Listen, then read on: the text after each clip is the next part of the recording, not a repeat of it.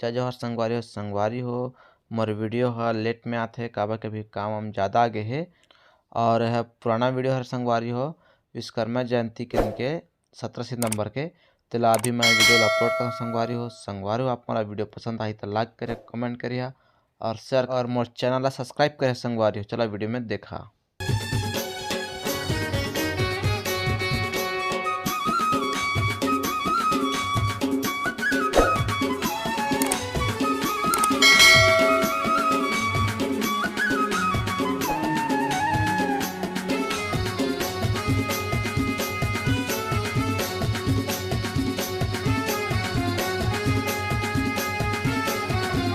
जय बोलो विश्वकर्मा बाबा की जय बोलो विश्वकर्मा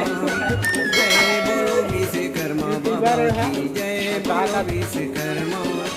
सृष्टि के रचोइया सृष्टि के कहीं रचोइया दुनिया के कहीं बनोइया जय बोलो विश्वकर्मा बाबा की जय बोलो विश्वकर्मा जय बोलो विश्वकर्मा बाबा की जय बोलो विश्वकर्मा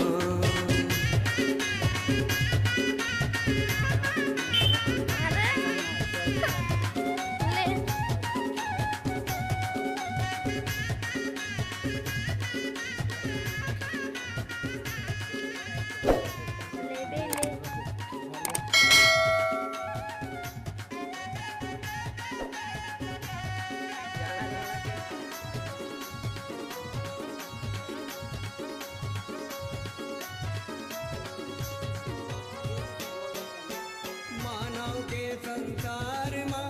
विधि विधान के शुरू करे नीति धर्म वेद पुराण धर्म तय बखान करे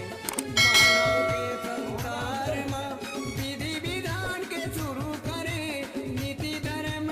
वेद पुराण जगमा तय बखान करे ऋषि मुनि तोरे ध्यान धरे ऋषि मुनि तोरे ध्यान धरे बैठे जंगल झाड़ी डोंगरी माँ जय बोलो विश्वकर्मा बाबा की जय बोलो विश्वकर्मा जय बोलो विश्वकर्मा बाबा की जय बोलो विश्वकर्मा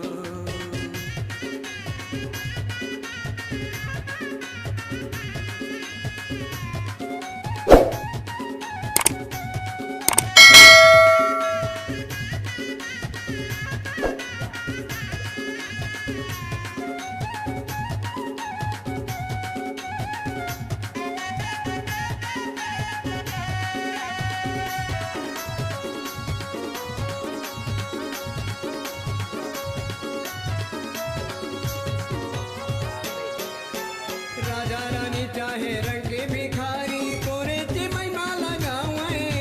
17 सितंबर के शुभ दिन तोरे जयंती मनावे राजा रानी चाहे रंगे फकीर तोरे महिमा लगावे 17 सितंबर के शुभ दिन तोरे जयंती मनावे महू भगतावा तोरे बाबा महू भगतावा तोरे की बाबा श्रद्धा के दीप जलावा जय बोलो विश्वकर्मा बाबा